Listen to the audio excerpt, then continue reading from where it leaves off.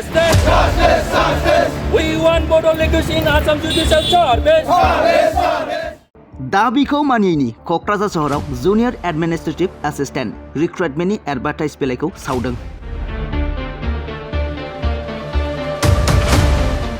दुलाराय बर' फरायसा आफादा फैगौ BTC बिसायख'थिनि इलेक्टरेल रलखौ बर' रावजों फोसावनाय आसाम जुडिशियेल सार्भिसनि आन्जादाव पेपार 50 नम्बर सोसननाय आरो बावैसो सिगां गौहाटी हाइकर्टआ आसामनि मोनफ्रोमबो जिल्लायाव खुंनो लानाय जुनियर एडमिनिस्ट्रेटिभ एसिस्टेन्ट रिक्रुटमेन्टनि आन्जादाव बर' रावनिफ्राय पेपार 20 नम्बर सोसननाय दाबिफोरखौ लानानै थांनाय 14 जुलाइ अक्ट'आव मानगोनां क'क्राझार जिल्ला बेंगिरि मुस्रिमा मासान्दा एम पार्टिन IAS नि गेजेरजों गौहाटी हाइकर्टनि रेजिस्ट्रार गौहाटी हाइकर्टनि चिफ जास्टिस आरो आसामनि इलेक्शन कमिशनसिम गोसोखां बिलाइ गथायदोंमोन।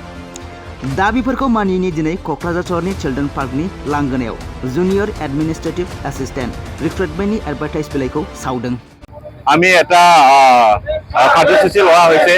ইয়াৰ মেইন উদ্দেশ্যটো হ'ল যে আসাম জুডিচিয়েল সাৰ্ভিস যে গ্ৰেড 3 নিখিল বড়ো ছাত্ৰ সন্থাৰ এটা দীৰ্ঘদিনীয়া এটা দাবী আছিলে যে আসাম জুডিচিয়েল সাৰ্ভিস গ্ৰেড 3 যে ইয়াত মেইন যে এক্সাম এই এক্সামত 50 মাৰ্কৰ কাৰণে যেটো মানে অসমীয়া ভাষা হিচাপে ইয়াত লিখিবলগীয়া হয়।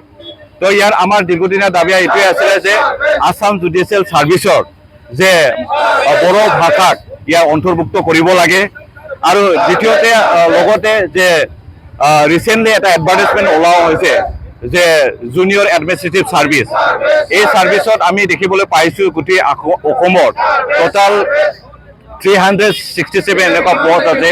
ইয়াৰ ভিতৰত আমাৰ কোকৰাঝাৰৰ 9টা, চিৰাঙৰ 5টা, ওদালগুৰিত তেনেকুৱা ধৰণৰ আছিলে। তো আমাৰ দাবীটো এইটোৱে যে আমি যেহেতু মানে বড়ো মাধ্যমৰ পৰা ছাত্ৰ ছাত্ৰী যেন এই পৰীক্ষাৰ পৰা আমি বঞ্চিত নহয়, ইয়াৰ কাৰণে আমি আজি কোকৰাঝাৰ জিলা নিখিল বড়ো ছাত্ৰ সন্থাৰ উদ্যোগৰ এইটোৱে আমি অসম চৰকাৰ আৰু গুৱাহাটী হাইকোৰ্টত আমি দাবী জনাব বিচাৰিছে যে আসাম জুডিচিয়েল সাৰ্ভিস গ্ৰেড 3 আৰু গ্ৰেড জুনিয়ৰ এডমিনিষ্ট্ৰেটিভ সাৰ্ভিসৰ অতি সোনকালে বড়ো ভাষাত ইয়াৰ অন্তৰ্ভুক্ত কৰিব লাগে। যেহেতু বড়ো ভাষা আমাৰ অসমৰ সহযোগী ৰাজ্যিক ভাষা আৰু এই চিটুলৰ এটা অন্তৰ্ভুক্ত ভাষা হিচাপে ইয়াক অসমীয়া যেনেকে সমান মৰ্যাদাৰে ইয়াক মানে বড়ো ভাষাক নিযুক্ত কৰিব লাগে, আমি এইটোৱে দাবী জনাইছোঁ। এইটো আমি আজি গোটেই অসমৰ বিভিন্ন মানে জিলা পৰ্যায়ত এই যে এডভাৰ্টাইজমেন্ট জ্বলোৱা কাৰ্যসূচী এইটো লোৱা হৈছে।